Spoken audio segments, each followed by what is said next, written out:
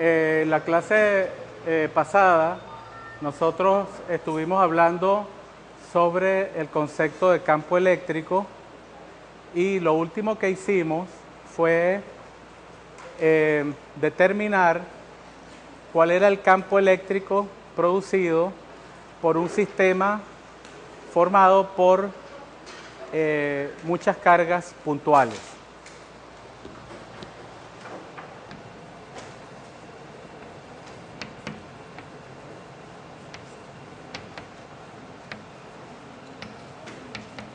Tenemos entonces cargas puntuales, Q1, Q2, Q3, hasta Qn. Todas estas cargas forman un sistema que yo voy a denominar de ahora en adelante sistema de cargas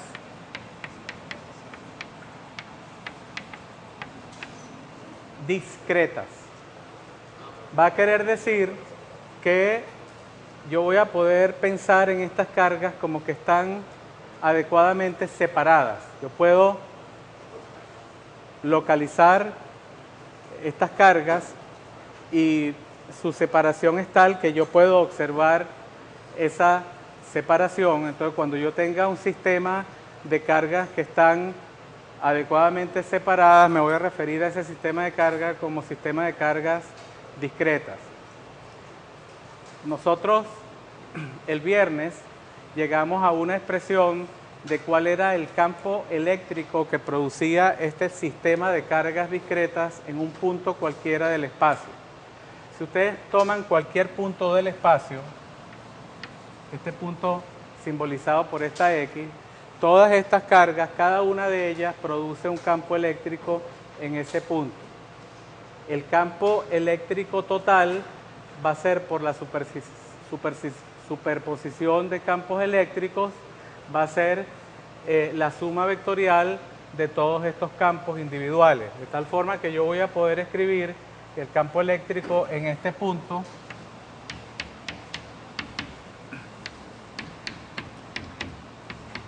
va a ser el campo eléctrico debido a la carga 1 en ese punto, el campo eléctrico debido a la carga 2 en ese punto, más el campo, todos los campos, incluyendo el campo eléctrico que produce la carga N en ese punto. Nosotros podríamos escribir esta expresión como una sumatoria, es decir,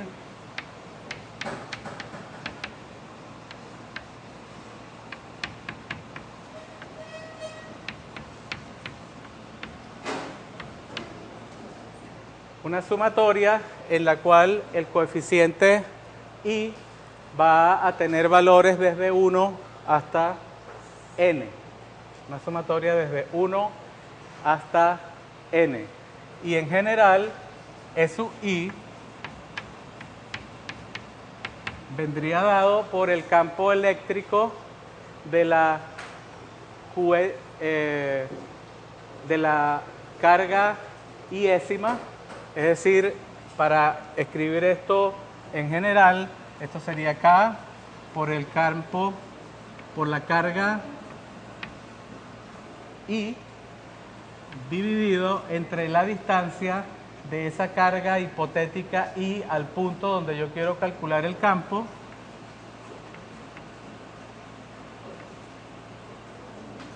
Elevado al cuadrado. R sub I es la distancia de la carga I al punto donde quiero calcular el campo. Aquí la tengo que elevar al cuadrado y a continuación tengo que colocar un vector unitario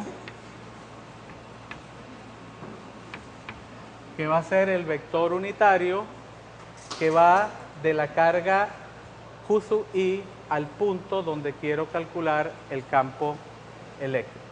Esto que acabo de escribir es una generalización de lo que vimos en la clase pasada, no es nada nuevo, es simplemente reescribir de una forma más compacta lo que vimos la semana pasada.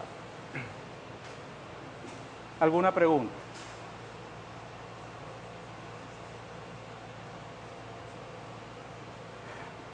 Bueno, fíjense lo siguiente. Si yo puedo determinar en este punto o en cualquier punto del espacio el campo eléctrico, es decir, supóngase que yo puedo calcular el campo eléctrico acá. Si yo ahora en este punto coloco una carga Q, digamos, ahora coloco allí una carga Q, la fuerza que siente esa carga Q debido a esta distribución de cargas discretas está dada por el producto de la carga que yo coloco en el punto multiplicada por el campo eléctrico que existe en ese punto. Por favor, señores.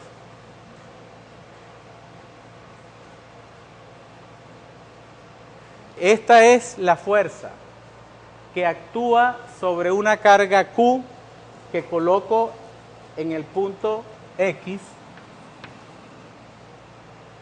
y E es el campo que existe en ese punto X debido a las otras cargas, al sistema de cargas discretas desde la Q1 hasta la Qn, de tal forma que yo puedo encontrar la fuerza eléctrica que siente esta carga Q, primero calculando el campo eléctrico que producen todas estas otras cargas en el punto X, y después que yo hago ese cálculo, multiplico ese campo eléctrico por la carga Q que estoy colocando en ese punto.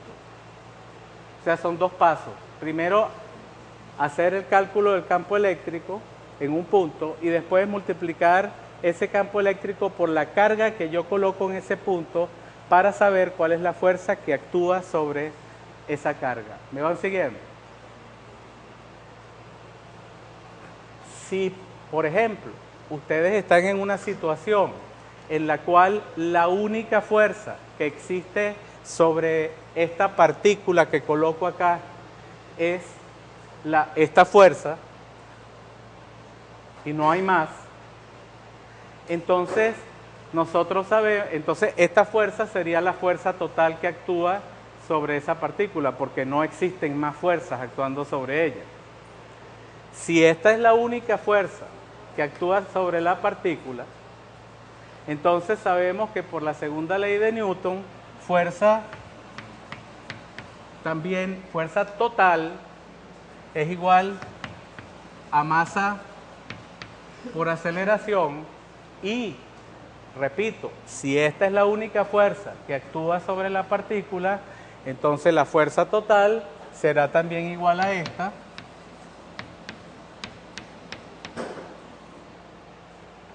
y de acá nosotros vamos a poder encontrar la aceleración de la partícula. Si yo tengo la aceleración de la partícula, yo puedo encontrar la velocidad. Yo puedo encontrar la velocidad porque yo sé que hay una relación entre aceleración y velocidad que dice que la aceleración es la derivada de la velocidad con respecto al tiempo, la velocidad de la partícula que yo coloco en este punto. Y de acá, ustedes saben por física 1 que la velocidad puede ser obtenida integrando la aceleración. No voy a entrar en detalles porque eso es física 1, ustedes tienen que repasar eso. Sabiendo la velocidad, nosotros sabemos que la velocidad es la derivada del vector posición de la partícula con respecto al tiempo. El vector posición es R, vector posición de la partícula. De acá, nosotros sabemos por física 1 que el vector posición puede ser encontrado integrando la velocidad. En esta seguidilla, seguidilla de argumentos, lo único que yo he dicho entonces es que si la única fuerza es la fuerza eléctrica, yo puedo encontrar la aceleración, con la aceleración puedo encontrar la velocidad y con la velocidad el vector posición, o sea que al final de este proceso voy a tener la posición, la velocidad y la aceleración de la partícula. ¿De cuál partícula? De esta partícula para el cual yo calculé esta fuerza, y esta fuerza la calculé con la carga de esa partícula multiplicada por el campo eléctrico en el punto donde está esa partícula. Ya ustedes entonces se dan cuenta que hay una serie de situaciones que en este momento se podrían resolver en principio. Nosotros vamos a hacer algunos problemas durante esta semana. Simplemente estoy recordando algunas cosas teóricas de Física 1 para que ustedes vayan calentando los motores en ese sentido. Fíjense, voy a hablar sobre ahora un sistema de cargas o un sistema cargado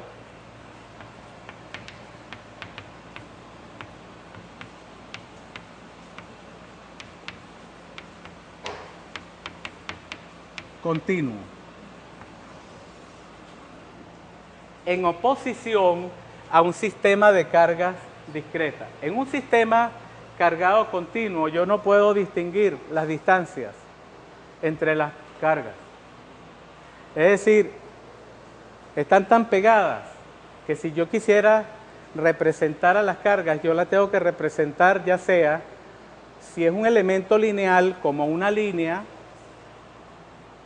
si la carga está sobre una superficie, entonces la tendría que representar simplemente como una superficie, o si la carga está en un volumen, tendría que representarla como un volumen.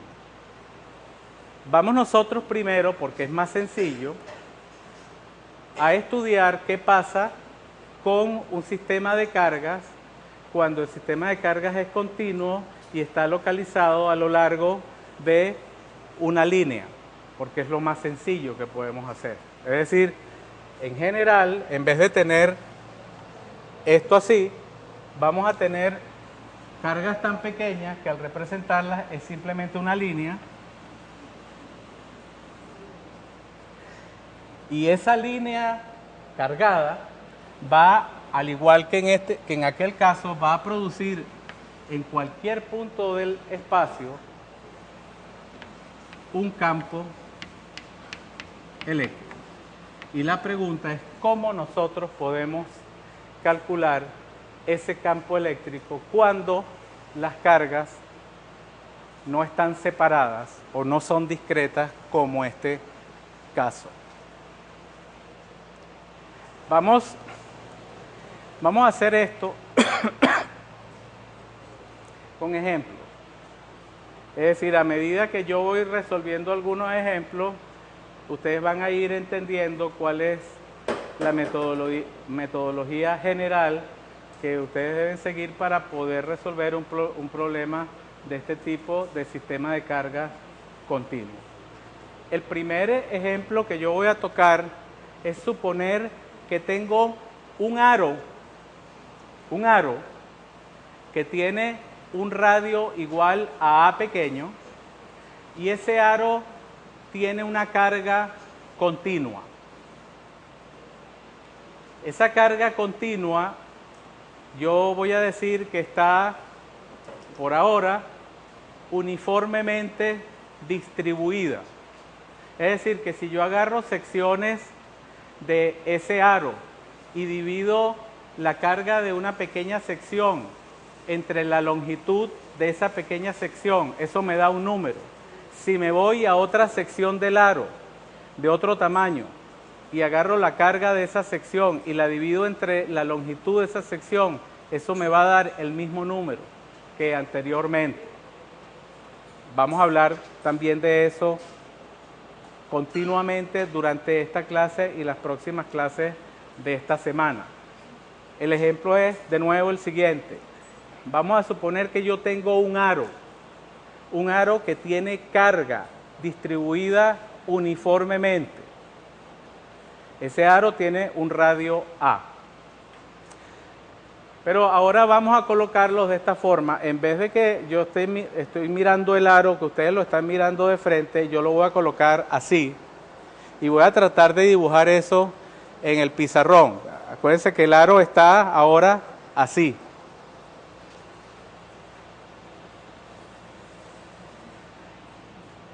Okay, para tratar de darle un poco de perspectiva a esto, yo voy a, desde el centro del aro, voy a trazar una línea. O sea, tengo el aro y desde el centro paso una línea imaginaria.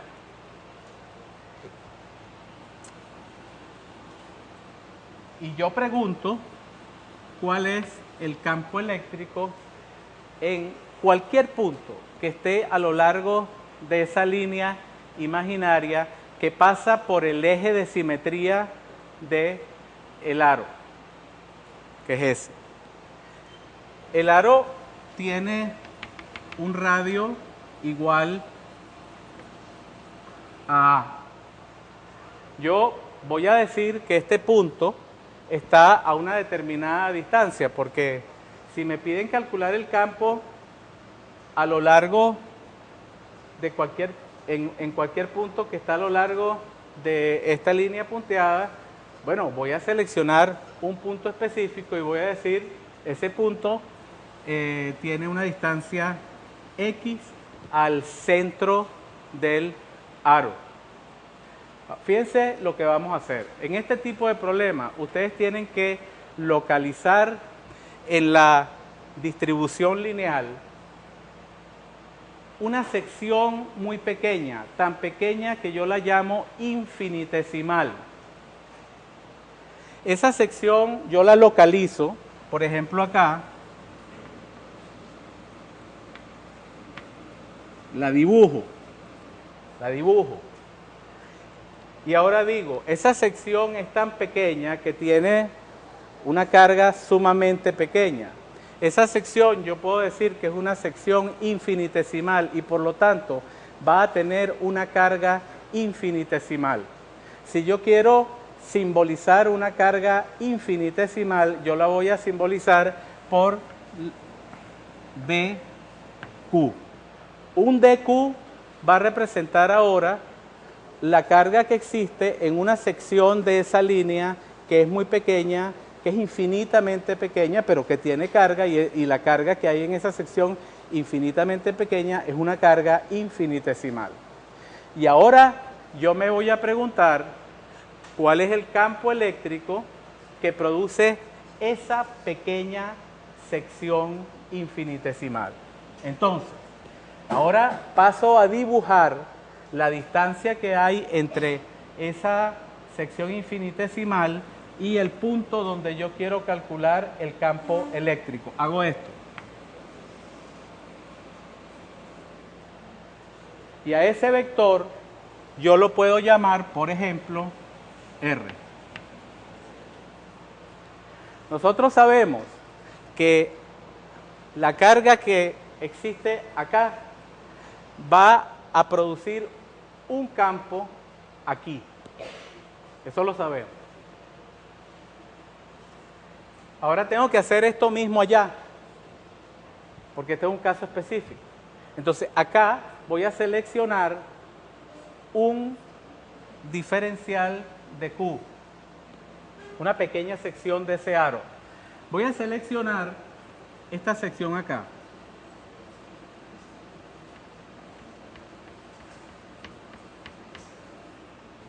Y la voy a llamar, igual que acá, la voy a llamar DQ.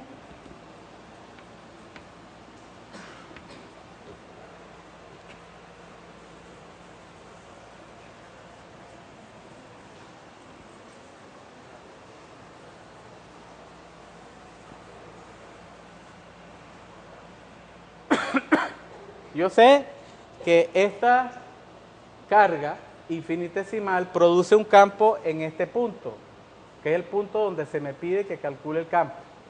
¿Ok? Entonces yo voy ahora a dibujar el vector que va desde este diferencial de carga hasta el punto donde quiero calcular el campo eléctrico. Lo dibujo. Esto sería R.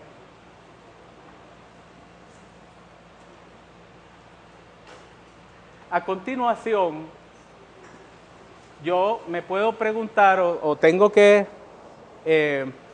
saber de qué signo es la carga con la que está cargada ese aro. Vamos a suponer que está cargada positivamente. Si todo el aro en todas sus secciones está cargado positivamente y en esta sección específica es positiva también, me hago la pregunta: ¿en qué dirección en este punto irá el campo que produce este diferencial de Q que es positivo? ¿En qué dirección irá el campo acá? Solamente el campo producido por esta pequeña sección infinitesimal. Todos sabemos que iría en esta dirección. Eso es esa flecha, es el campo eléctrico que produce solamente esa sección infinitesimal del aro. Como esto es el campo que produce una sección infinitesimal del aro, entonces este también va a ser un campo infinitesimal, porque corresponde al campo que produce una carga infinitesimal. Y yo lo voy a representar de esta forma, D, E. Es un campo eléctrico, pero esta D delante del campo eléctrico me va a querer decir que es una porción pequeña del campo eléctrico que produce todo el aro, específicamente la que produce esta sección infinitesimal del aro. ¿Alguna pregunta?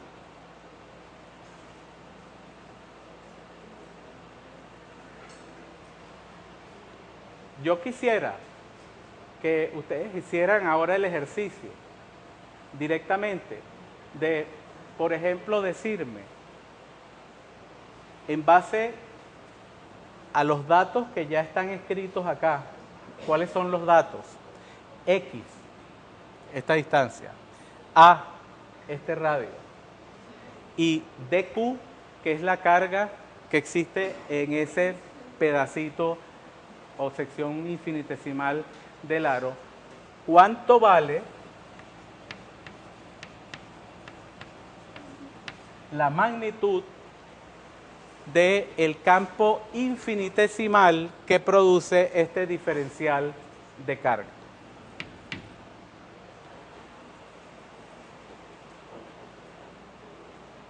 En analogía con esta expresión, fíjense, el campo eléctrico que produce una carga Q sub I en un punto que está localizado a una distancia R sub I es este. Por analogía, ¿cuál va a ser el campo eléctrico que produce una carga dQ a una distancia, a esta distancia? Por analogía con esta forma. K, ¿por cuál carga? ¿Cuál es la carga que produce el de dQ? Por dQ. Entre la distancia al cuadrado de esa carga al punto donde quiero calcular el campo. ¿Cuál es la distancia al cuadrado de esa carga de Q al punto donde quiero calcular el campo? Será A cuadrado más X al cuadrado, porque cuadrado de esto más cuadrado de esto me da esta distancia al cuadrado. Esa es la magnitud. Fíjense, ya tenemos algo. Esa es la magnitud del campo producido por esta carga dQ. Muy bien. Ahora fíjense, ahora yo voy a presentarles a ustedes el aro de frente.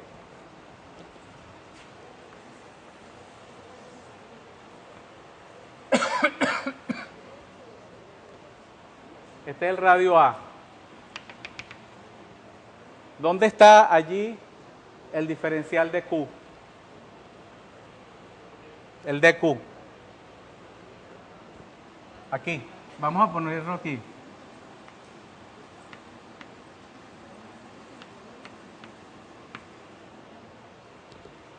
Yo voy a representar el elemento simétrico.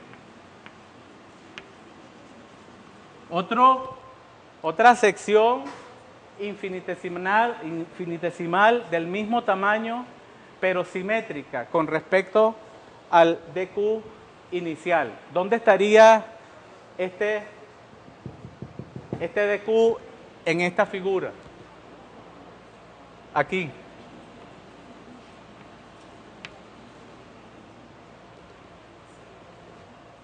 ¿Hacia dónde apuntaría el campo que produce este DQ en este punto?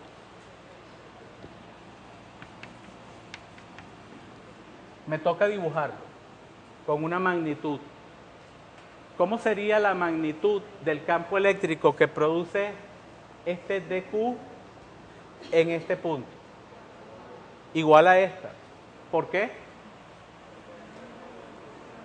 Porque ambos elementos tienen la misma carga y ambos elementos están a la misma distancia, simetría. Ok, entonces el campo que produce este va así.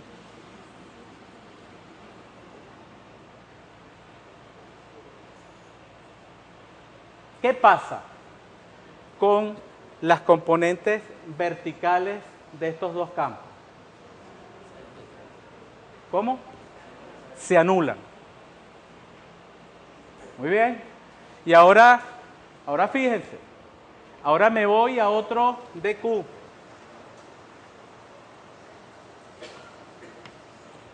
¿Dónde estaría ese otro DQ acá? Como por aquí.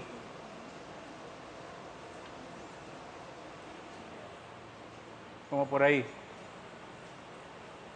Y dibujo el simétrico.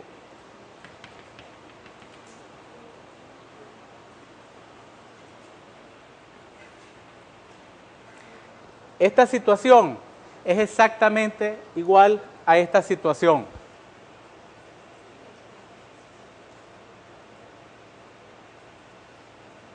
La componente Y, o sea, las componentes perpendiculares a esta línea punteada, se anulan por pares.